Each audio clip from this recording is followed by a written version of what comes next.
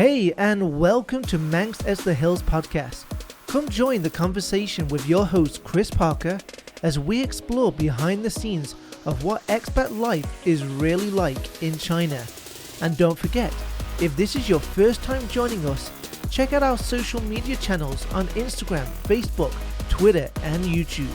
And in this podcast episode, we're joined by two special guests, Mr. Kevin McGarry and Mr. Hakim Halim.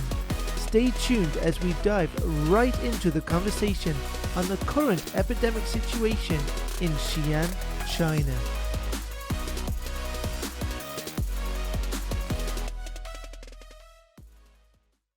Hello and welcome everybody, and today we are so happy to have two amazing guys with us, Mr. Kevin McGarry and Mr. Hakim. Thank you to everybody who's joined the podcast. Today we're going to be talking about our situation here in Xi'an, how are things going with ourselves, our family, and the current situation that we've been in for the last almost 4 weeks. Right now we've been in lockdown since Christmas, actually the beginning of Christmas.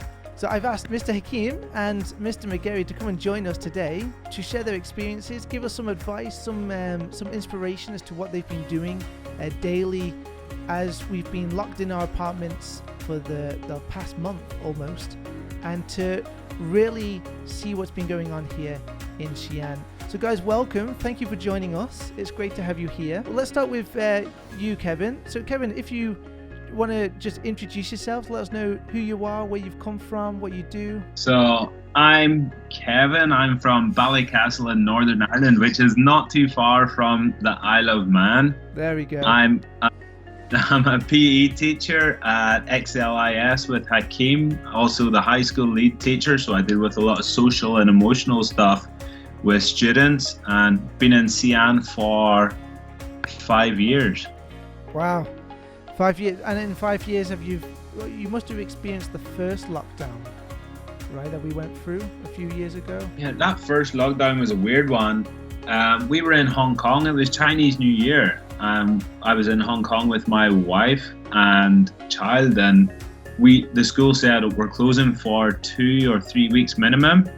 So I said to my wife Bella, I was like, right, if we have like a 2 or 3 week holiday and I don't go back to Ireland to see my mum and dad, they're going to be quite annoyed with me. So we went back to Ireland thinking, okay, that's an extra 2 weeks holiday. And then we get stuck nearly a year. So we had our bags packed with, what age would it have been then? Like 1? We had our bags packed for a 2 week holiday in Hong Kong in February, and then we ended up staying in Ireland for nearly a year. Wow. Well, we'll talk about that little journey a little bit in a little bit, but now we'll move over to Hakim. So Hakim, let us know who you are, where you've come from, what you do here. All right. Hi Chris. Hi Kevin. Thank you for having me. My name is Hakim Halim. I'm from Malaysia. This is my 4th year living in Xi'an.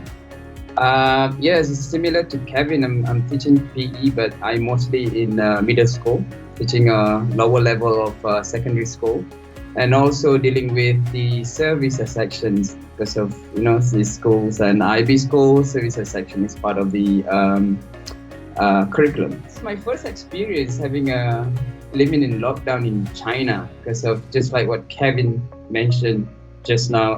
The first lockdown back in early 2020, I was in Malaysia, went home for Chinese New Year, and then 2 weeks. At the end of the 2 weeks of holiday, Kevin called me in the morning, and then he was like, yeah, you're gonna have 2 weeks holiday, extra 2 weeks. And I was like, yeah, I'm gonna cancel my flights. And then after that, the flights keep canceling, and then because we thought it was just like a normal flu breakdown, just like H1N1 last time. And then we both end up outside of China for 10 months, I think. And then we came back October, pretty much the same day, 1 or 2 days difference, and then doing a quarantine in Xiamen, both of us in Xiamen, but of course a separate place. Right. So I mean, obviously this time around, the end of 2021, and now we're well in full swing in the beginning of January 2022. Now we're experiencing all together this time. Nobody's traveling anywhere. Lockdown in Xi'an in China. So obviously the experience for you guys and myself included. So last time we did the lockdown, I actually was in Tianjin at the time. I didn't leave China that holiday. Just went down to Tianjin. I mean, we were stuck in Tianjin, but it's a little bit different because obviously you guys were stuck outside the country. So this time around, now we're all stuck together in Xi'an, and obviously the experience is going to be even different compared to when you're traveling, or when you can't travel and you're stuck outside country trying to get back in. So guys, what kind of feeling do you have regarding the lockdown at the moment? What things do you kind of do to keep yourselves motivated or busy? Now, of course, we're doing all our work online, so that's going to take up most part of your day and your planning time and so on. But what kind of things do you do outside of that to kind of keep yourselves sane, but also being PE teachers as well? Got to keep yourselves healthy, guys, right? You can't let yourself go during this quarantine period. Unlike myself, I mean, I'm full of carrot cake due to my birthday yesterday and full of mince pies from Christmas. So I mean, I'm doing very well. Let's start with you, Kevin. What kind of things are you doing to keep yourself in tip-top condition during this isolation period here in Xi'an? I think it's pretty difficult to keep yourself in tip-top condition. It's nearly impossible. You go from when Hakim and I are teaching in school, like naturally you do 10,000 steps a day, and that's before you even do any exercise. And we're both triathletes, actually.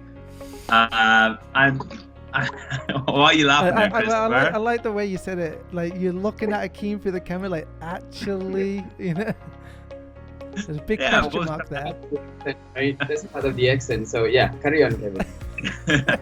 No, athletes. And like, whenever you dedicate that amount of time, so say we exercise, like Hakim is very, very dedicated. And I'm very dedicated too. So say you're training maybe 10, 11 hours per week, and then you're in lockdown and we have bikes here, so we're quite lucky. And then you've only got the bike, but triathlon is swimming and running. And we had these grand plans of going to a coach over the Christmas period and getting swimming a little bit better. And then it's all out the window, can't swim, can't run. And all you've got is the bike. And your 10,000 steps a day are gone. And then you've got like beer in the fridge. The wife is like, my wife Bella, she loves to cook. So it's like, what are you going to do? But I think you just have to not be hard on yourself, just do your exercise, do what you can. And then just know you're not going to have the same output as if you're not in lockdown. Just don't be hard on yourself. If you have a biscuit, if you have an extra plate of whatever, if you have that beer in the evening, like, you can't be hard on yourself. There's nothing you can do about it. Right. So do what you can do, and that's it. Is it just the one beer in the evening, Kevin? To be honest, like, I enjoy the beer. I do. But yeah, definitely lockdown. I can understand whenever I was in Ireland and I'm hearing about people drinking way more and whatnot. But in Ireland during lockdown, you could go out running, and I would go up a mountain. My dad had a friend who owned a loch or a lake on top of a mountain, and I used to go swimming there by myself. And I could go out running, and I had a bike. So even in lockdown in Ireland, I could still do everything. But here, what can you do? Right. You finish work, what else are you gonna do? Do your training and then have a beer. That's it. Is that nice? Is that similar to you, Hakim? Is that the kind of similar situation you're in, or are you even more so dedicated? Well, it's kind of similar, but talking about like tip-top conditions compared to when because prior to this lockdown, we basically doing like daily, at least swim twice a week, run 3 times a week, weight training in the middle, and probably go for a long bike ride over the weekend. And then we've been training for our upcoming triathlon event coming in March. and then suddenly it's like stop, and then you have to figure out what to do. And then, of course, for the first few days of lockdown, I was like, a bit down, and then try not to really, like what Kevin said, not to be hard to myself. And then, just try to figure out how to keep the same pace as last time. So exercise is one thing. So physically, yes, probably fine, but I'm not sure about mentally. Running in the living room, try to do like 10K, 5K at least once or twice a week in the living room. Not really big, and of course, you cannot hit the same pace when you're running outside, right? But you just like to keep moving. And then I should thank Kevin for this, because he's basically forcing me to buy the turbo machines for the bike, and then encouraging me about a year ago, right? About this time, before Christmas or during Christmas. I remember during Christmas Eve, we would just like hang out after the meal, and then just like checking what turbos machines for indoors bike ride that I should do. And then he just like press purchase. I just show it to him, and then just press purchase, and then that's it. And the rest history. I started from there. I think this time lockdown is a bit hard for me because of during the lockdown last time.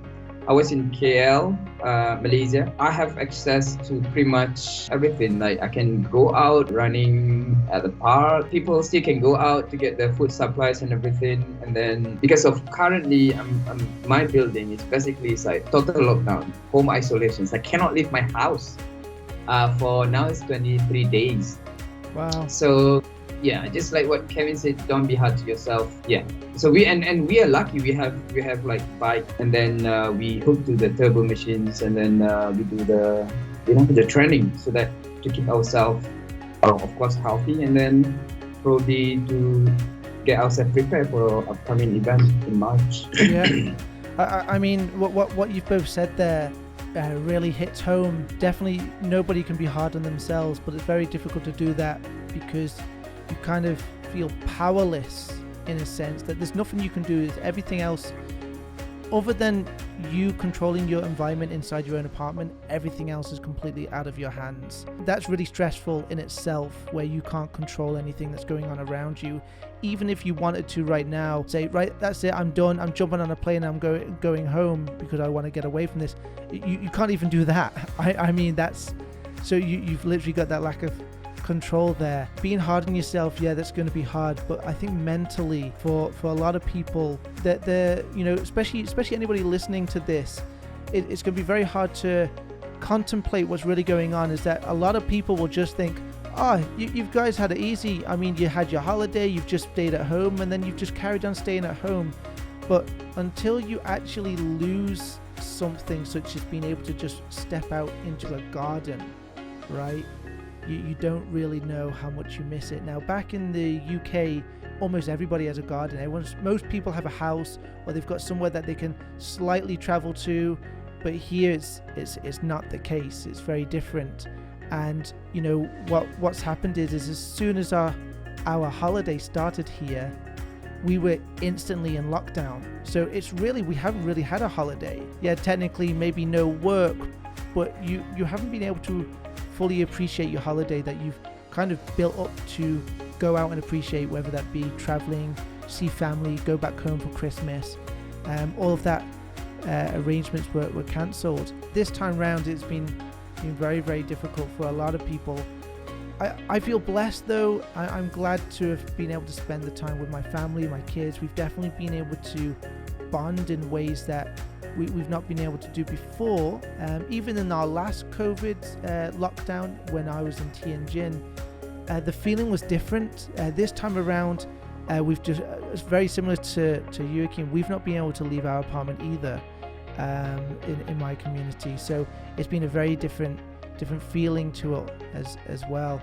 So obviously, guys, Kevin, you're with your family, your two beautiful kids. How is that as a family man, not only as a father working online, but obviously you've got your family around you, but also what's the impact that you feel it's had on your family? Positive, negative? But what would you walk away from thinking, actually, this has been pretty good, we've been able to do things that we won't really do, or would you say actually this has really been a big impact for us? My kids, the youngest is 1 and the oldest is 3. So he's actually doing online classes with Chris's sister, Jenna, who's an amazing teacher. So he loves the classes, but the problem with him is, like, he has learned how to ride his bike with no pedals or any of that, and he loves it, and he loves getting outside, but he's just not able to. So anytime we're going out for a COVID test, that's the only time we can go out, he's like, well, can I take the bike? But you know, if you take the bike out, or if you do something that is perceived as doing anything other than getting a COVID test, you kind of get shunned and looked at. And even our 1-year-old baby, whenever Bella carries him, like, he doesn't wear a mask, because how is he supposed to wear a mask? People will say, where's his mask? Where's his mask? It's like, he's a 1-year-old. You try and put a mask on a 1-year-old and see what happens. Like, how long is that mask going to stay on that 1-year-old's face? Yeah. Like, so these things are, they're pretty tiring. And they're both just high energy. Like, Killian, who's the 1-year-old, has learned how to walk. So he's just up and down and up and down and up and down. And then the 3-year-old needs constant attention as well. Little Kevy Og, he's Kevy Jr., needs constant attention. So it's like, and you're trapped in this little small space. So it's pretty tough. It's constant. And then we have our online classes. Yeah. So whenever I'm working, poor Bella has to deal with both of them. And then between classes, where normally you'd be planning and you'd be doing whatever, meeting students, I'm obliged to go out and check on them and cook food and clean and whatnot. So it's just, it's pretty constant. So obviously for you, Hakim, your family's not here with you right now in your apartment, but somebody who's been obviously by themselves for such a long time, how has this impacted you? Well, I can't say that I'm lucky because of, I don't have family, I can do whatever I want here.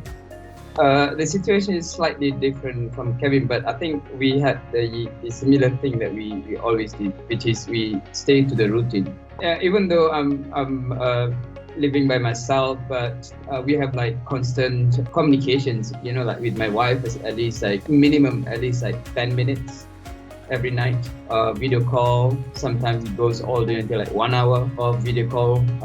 It was just like talk about our daily thing, and then probably talking to my parents once a week, and then we just like keep checking, constantly updating what you guys were. It's as simple as, all right, this is my lunch today, and then everyone was like put it in there. Just like a normal conversation happened, but not in face-to-face manner, So that's basically, that is an advantage and also disadvantage. It was like, now I wish I've been, live with somebody so that I can have like human interaction. The only physical human interactions I have basically is like 30 seconds every day, where the health officer come to my door to do the COVID test, say good morning, hi, and then bye. That's it. Other than that, is basically just me with my 2 cats at home. With 2 cats. But I'm sure they keep you busy. Oh yes, obviously. But right now, I'm sure you've heard what's going on in Tianjin. So Tianjin's now got cases, but Tianjin's got the Omicron version of the virus. The pathogen of the virus, let's just say. And but honestly, like some of the videos, Tianjin is a very unique city. I don't know if you've ever been, but Tianjin attitude to things is comedy first, and then we'll take the seriousness later. But some of the videos I've seen and it's pretty funny. I mean, you've got to have a sense of humor when you're dealing with stuff like this. But never been. I'd like to go. But what you're saying there about like the character of the city in Xi'an, even the people that are all dressed in the hazmat suits, like the first thing when you come to Xi'an, the local people are so friendly. Yeah. They do it for you. So nice. The best people. Like best people anywhere, and they would do anything for you. and the people that are dressed in those hazmat suits are still just kind and friendly, and you talk to them and they're probably scared crapless. Yeah. You know, there's a different level of fear over here. Yeah, like different level of fear. Very hard to basically my Chinese level is 0. So they try really hard to communicate with you, trying to tell you and everything. And then we've got a few cases where the food supply or groceries went missing somewhere in the middle from, because it got delivered in the front gate, and then the property staff would deliver to our building, and then we go down to the building, they'll pick up from there, and then sometimes we send it to our house. Because the people are complaining, it's like, lots of groceries went missing. I don't know how a lot is that. So like yesterday, my friend sent me some food, groceries, and then I went down outside of the door or outside of the building. There's a shelf there where they place our food. So pick up from there, and then that lady we know that she's in a building management, standing there watching people come out and then take the food.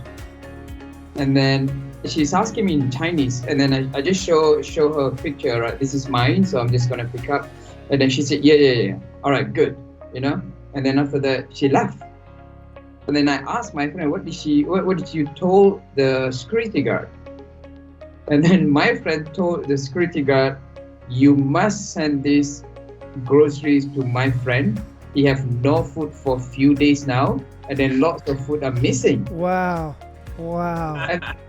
And then I was like, she was there, really standing there in the evening, and it's very cold outside, and then just to make sure I get my food. Wow. It's like I'm really impressed because of it's like if it's somewhere else, you're on your own.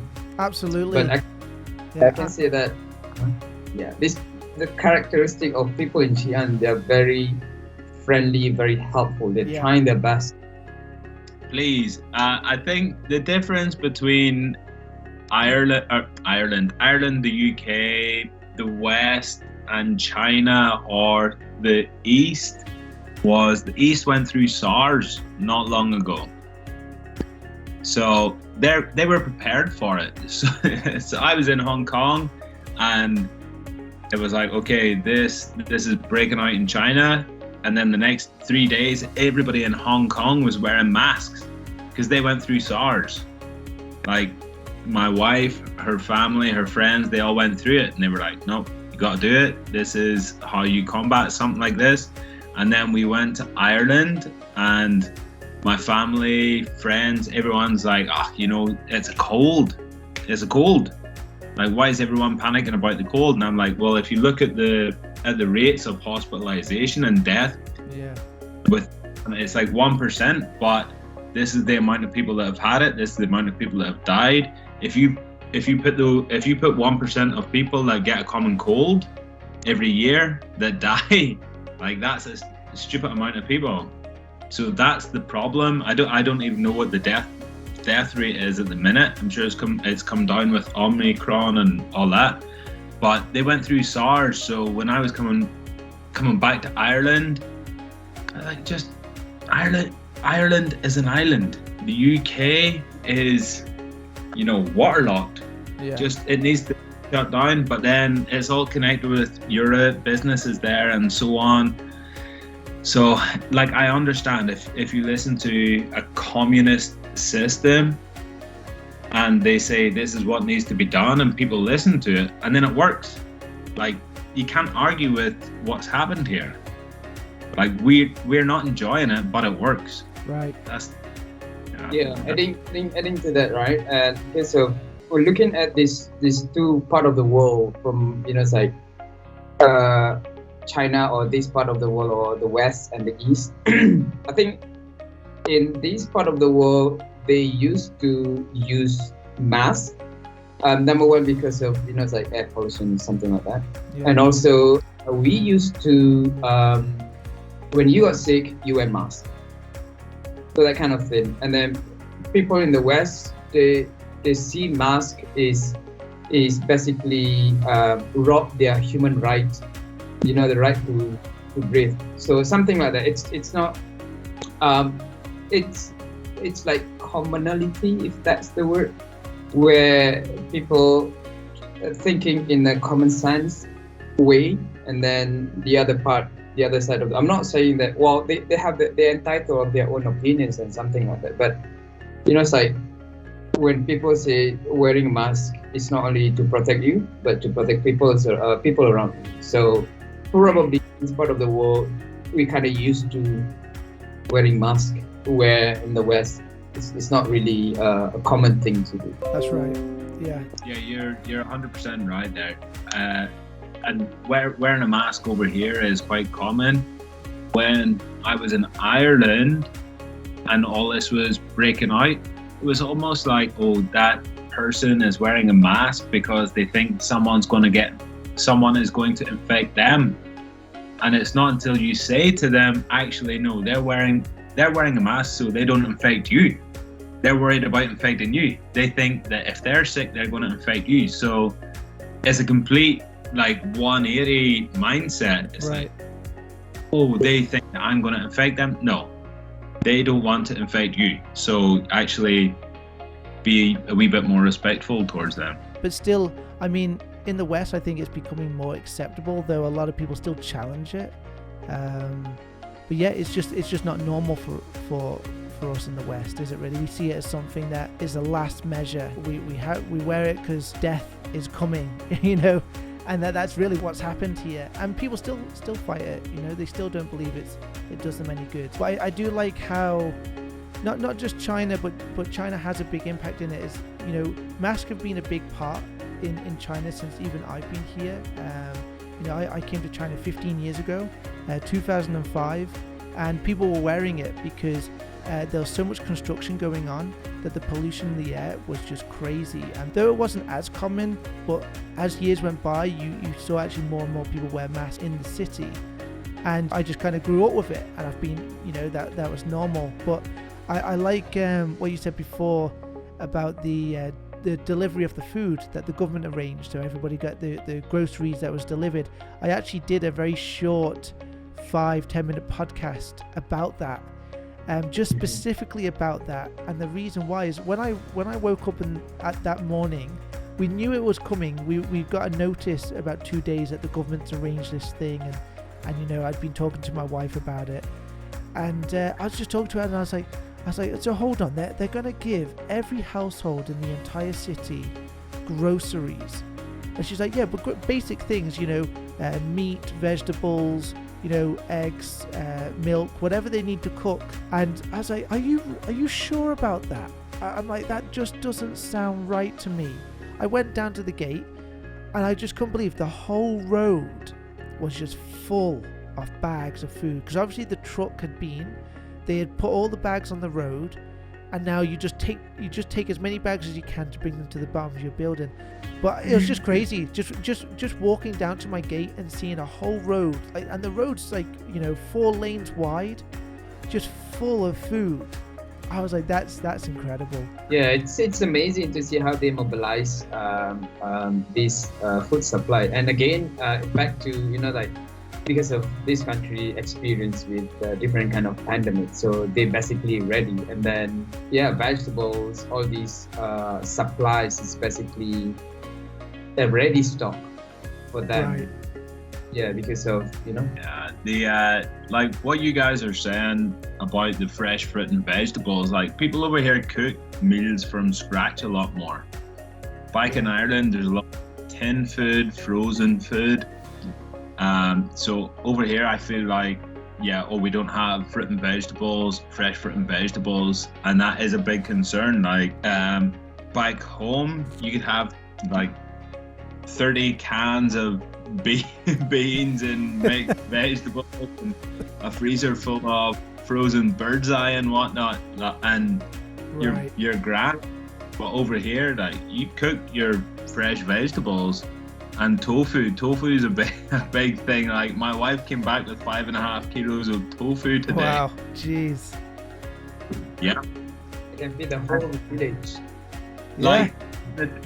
And you try not to hoard stuff, and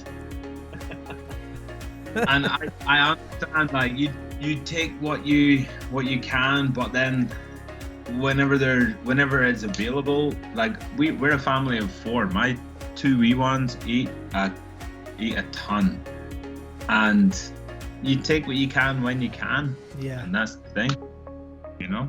Yeah. It goes back to what you want versus what you need. Yeah.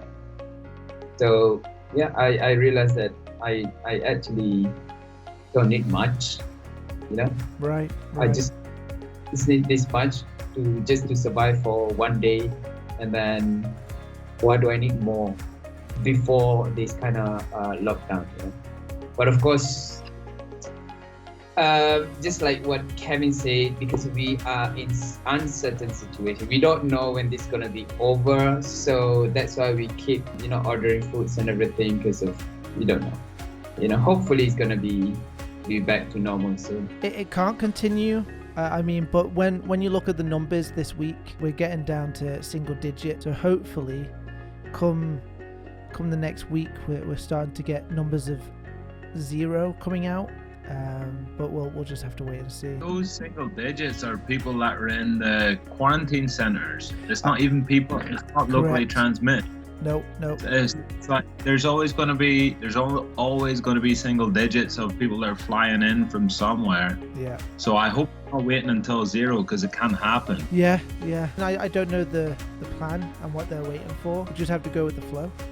See what happens. Yeah. But when you look at it 2 weeks ago, when you were looking at hundreds daily to get to where they are today, certain measures have been implemented that I can agree or disagree with, but hopefully we'll go back to normal living like we were before Christmas, where you could just go to a mall, a restaurant, whatever, and just live your normal life without the worry of COVID being around you that you would have right now in the West. Yeah, I'd say don't be hard on yourself. Like, genuinely. I love that phrase. He's definitely not hard on himself, is he? Hakim knows, like, I'm targeting to do an Ironman in the summer. Is that going to happen after maybe 6 weeks, 2 months of not swimming and running? Maybe not, but that's not in my control. Right.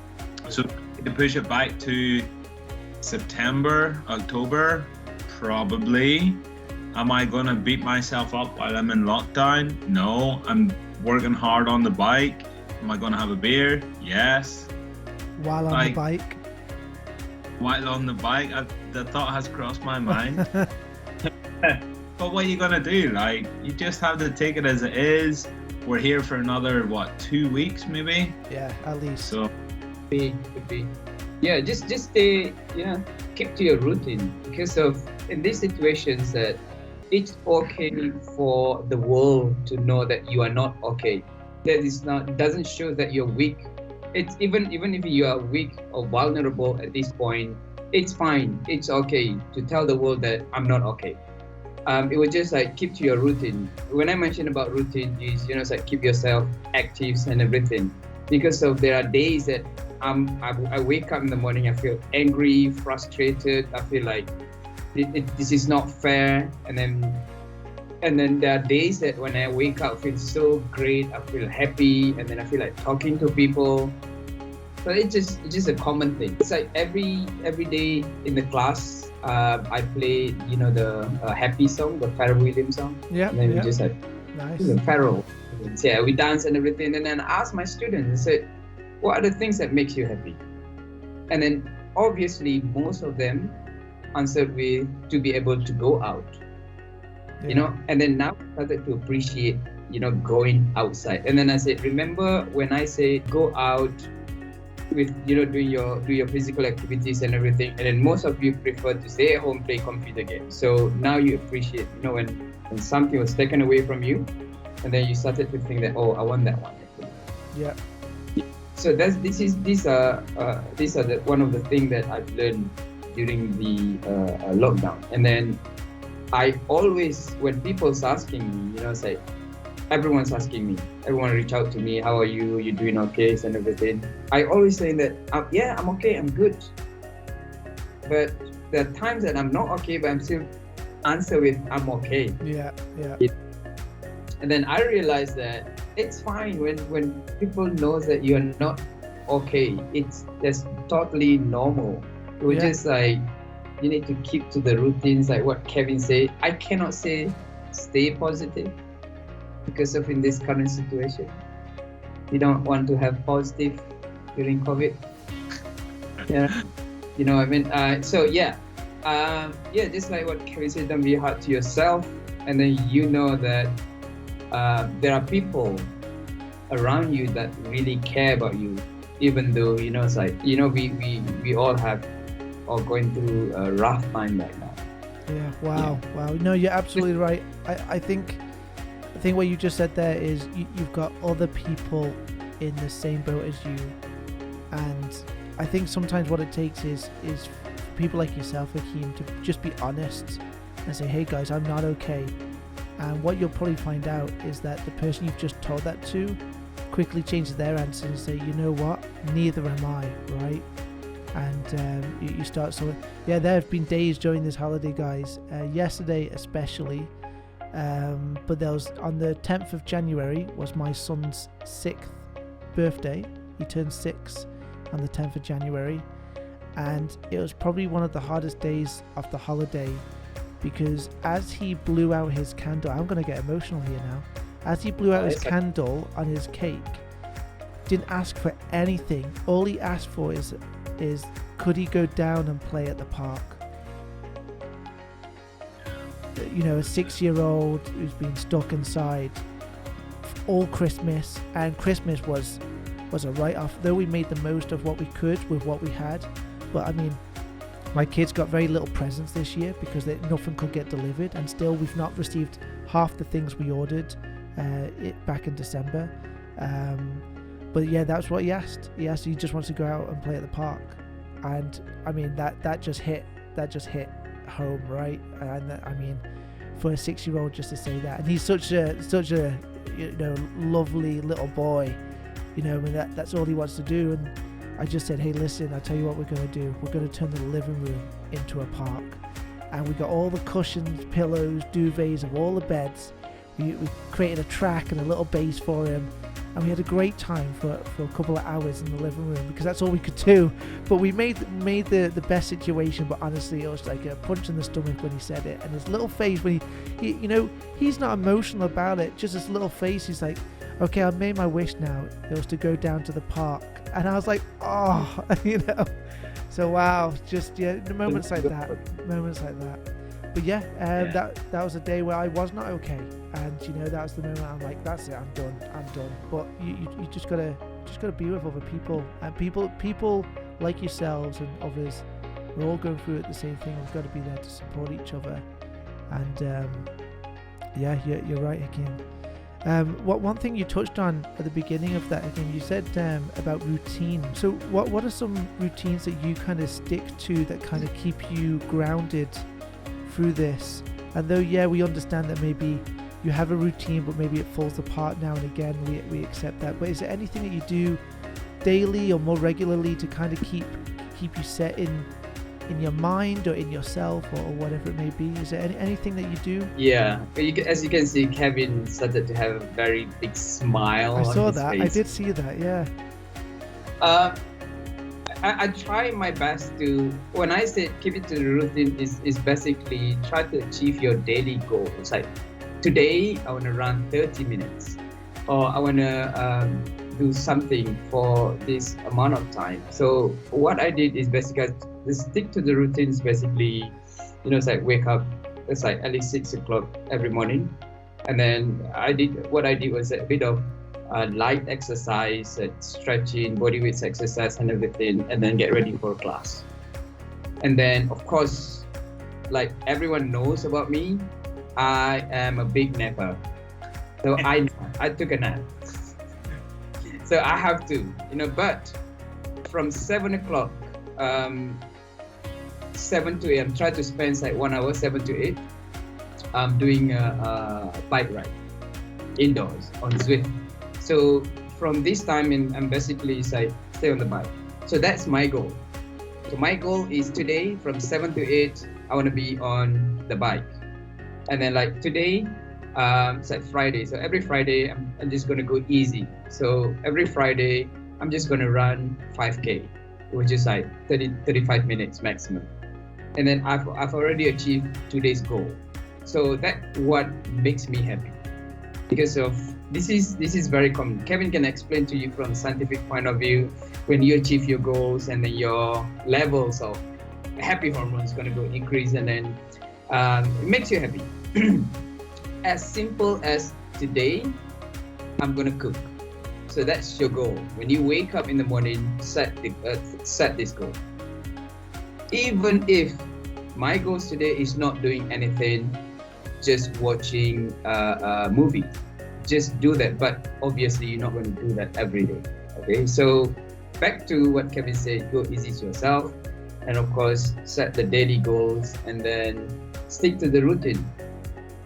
What happens if your routine gets distracted?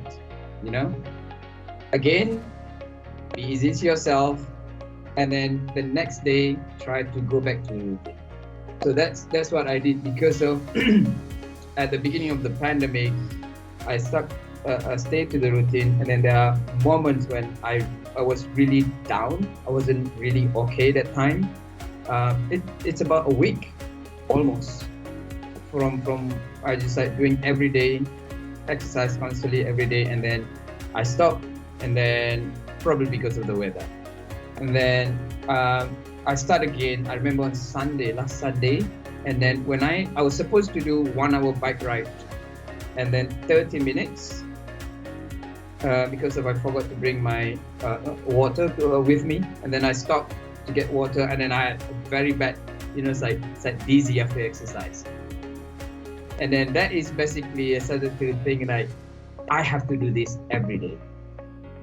So that's what, it's like when I say stick to your routine, that's the reason why, because of for almost 1 week I'm not doing anything, just like eat, sleep, and then class, eat, sleep, and then class again. So, and also like what I mentioned earlier, Kevin probably can explain this about set your goal, and then he's pretty much into sports psychology, so he should be able to explain this using your mantra. My mantra is basically is that it will pass at one point. I don't know when. Wow. But it's a bit depressing. Yeah. It will pass. Yeah. So, of course, I think Kevin should be talking about this the Turbo Swift group where people keep encouraging everyone to exercise. That's it. Yeah. So Kevin, what are your endorphins level at the moment? My endorphin levels, I genuinely, before I came on to this, my brother texted me. He said 2025 he has some not insurance policy, it's like a life assurance policy that's maturing, so he should get a payout on dividends or whatever the hell. He said, do you fancy going and doing Kona, the world, like the Ironman World Championships, that is like the pinnacle of the sport?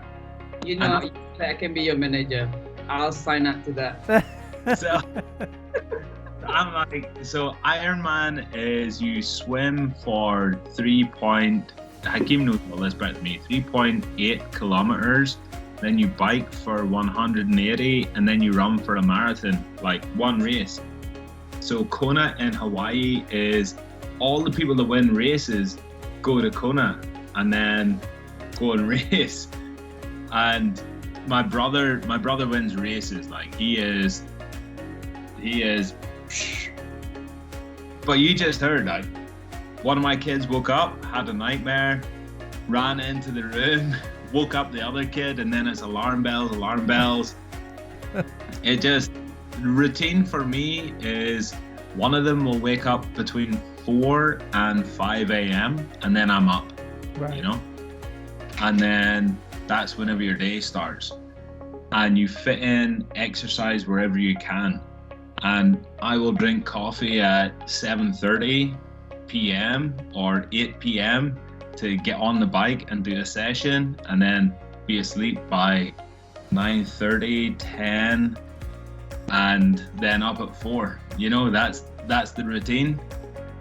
So routine for me, I don't get daytime naps. Only people I don't like get daytime naps. I have to. That's I have to. I love that. I have to. It's part of the goal, you know. It's like I have to do that in order to make me happy. There you go. No, so, like my brother, he messaged me this, and my honestly, my first thought, like my mentality is like I can do anything that I put my mind to. Genuinely, I'll do anything I put my mind to. So I'm like, ooh, like, could I go and win an Ironman race or come top 3 within 3 years?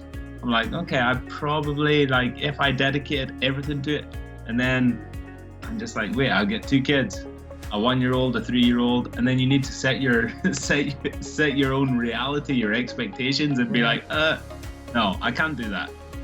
So, yeah, like Hakim's talking about goal setting, you need to be realistic about your goals. Completing my plan in September, yes, I can do that because I can probably dedicate enough time to it. Can I win an Ironman race or a long distance triathlon race? No, because that's not me at the minute. Yeah. But 2025 for Conan, that's plausible. No. I know my kids. They've both got nap times during the day, and I suppose this comes to routine. I know they both have a nap time during the day, so that's whenever I will do some training if I'm at work. During lunchtime, planning periods, I will do some training. So you work your life around it. But I know as they grow up and they grow out of those nap times, then they need more attention. So I have less time for exercise. So 2025, no chance. Well, I'm pretty sure when they grow up, you know, they understand that you have to have certain time for you to do the training, and then I can babysit them. So that's what managers do, right? Yeah. I can't wait. I'm gonna ignore them. I can't wait to neglect them and go swimming for an hour and then biking and then running. Yeah. They could be your little coaches holding that stopwatch for you.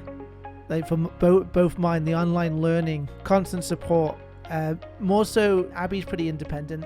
She kind of looks after herself and so on. But you know, every day there's always something. Something doesn't work, or can't connect, or need help to do this homework. Today or yesterday, she did her maths assessment, so she had to get that set up. It's small things, and I'm being pernickety really about it all. But those small things really, they pick at your day. You sit down to focus on something, but then you have to stop. You walk away, and by the time you've got back, for me, for what I do in my work, it takes me 10 minutes just to get back into what I was doing that I was literally just doing 3 minutes ago before I got disturbed. If you're ever having IT issues, you should call Frank or Tiffany. I don't know what they would say or think if I started doing that. I'm gonna say on this podcast, Frank and Tiffany are rock stars. The past 2 weeks, I mean, for this whole online learning, this is the end of our second week now. I think this has been a really good start, and we've kind of gotten to a groove of how it works. But of course, technical problems happen, people's laptops don't work and so on. But the support that the IT team have been giving our staff, I think has been flawless. You need help, and somebody has been there to answer, whether that be myself, but more so Frank and Tiffany. And they're just two out of a lot of people who've been working in the background. You know, our HR team, admin team, resource team. There's a lot of work that's being done every single day that nobody really sees. They've been really striving to keep really our school going in the background. It takes a whole team to really pull it through. So yeah, but yeah, I will give praise to the guys that are doing a lot of work in the background, that hidden and unseen, because like Frank and Tiffany, the last 2 weeks been very, very stressful. That IT mailbox does not stop. It really does not. So as you both know, I'm sure both of you have been in there too. But yeah. So, but it happens, and we've got a large school community to support as well. So, but it's good. I think this time around we've had really, really good success with the online learning. Anything that you think that would be worth value in sharing? Hakim. Well, reach out to people, telling people that you're not okay. It's absolutely fine. You know that at least one person in your life will always constantly check in on you. All right. So you know that people out there really care about you. If you have a problem, if you are not fine, if you're not okay, text this person, call this person, ask this person, and just like telling everything, let everything out. Because of that's basically, for me personally, it really helped when I'm not okay. I'm calling this person, sometimes Kevin. I'm just like blast everything to this person, and then after that I feel fine. People have different ways of letting out, doing it in proper way. We have like community who are expert in different area. Just reach out to these people, you know. Exercise, to go to Kevin. IT problem, go to Frank, and honestly, for those that are watching that do know Frank, please give the guy a rest. So Kevin, anything that you'd like to share? Something that you think will be valued to share with the community? I think Hakim, as he's really covered like a lot of social and emotional stuff for adults, maybe reaching out and saying, oh, look, I'm not okay. For students, what I've found, I actually sent out a communication and got it translated to Chinese and Korean, and it was sent to the parents. Your child needs to move. Your child needs to jump around the apartment. They need to run up and down the apartment. They're not allowed outside. They can't run outside. They can't go to the park, as Josh knows. They can't cycle their bikes, so they're going to jump off the sofa. In PE class, we're asking them to do burpees. We're asking them to do different exercises which make noise. The kids need to move. They shouldn't be sitting at a computer all day. But in some communities, people are complaining about it.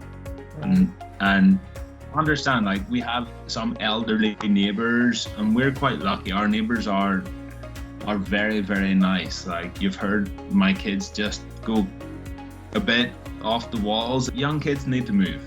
Older kids need to move. So, you know, if you hear somebody jumping up and down for 30, 40, 50, 60 minutes, let them do it. Who cares? You know, they're inside. People need to move. If it's a kid especially, just appreciate that they're trying to do something. And for kids more so than adults, but both equally, you know, the same. They do need to move around, and I'll speak testament for my own kid. They bounce off the walls if they don't move around. And fortunately, though, I like to say I'm a pretty chilled dad. I like to play hide and seek in the dark. I like to play silly games in the house.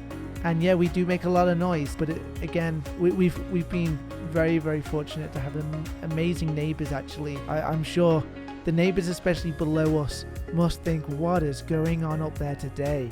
But hey, if our neighbors weren't locked in their apartment like we are, we'd be like, hey, come and watch, you know, like, come and join in. But yeah. But guys, I think the advice you've given is fantastic, and I think it will really, really help others to hear not only your advice, but you know, we're all going through the same thing, and we all feel the same thing. And though many of us do keep quiet or a little bit introverted, where we might struggle to share those type of things, I think it's good for other people just to listen as well as to people going through the same challenges. So guys, I appreciate you spending this time in doing this podcast with us today. I really, really appreciate it. Is there anything that you'd like to say to our community? Again, It will pass. It will pass. It will pass. Don't be hard on yourself. Don't be too hard on yourself. That's it. Well, there we go, guys. You've heard it. You've heard it from Hakim and Kevin. It will pass, and don't be hard on yourselves. Well, guys, I want to say a big thank you for joining us this evening and taking the time out of your busy family schedules. I'm sure you're going to go running now, but thank you both for joining us. Thanks for listening, and don't forget to stay up to date on our latest podcast episodes. Click that follow button on our social media channels. Until next time, this is your host, Chris Parker.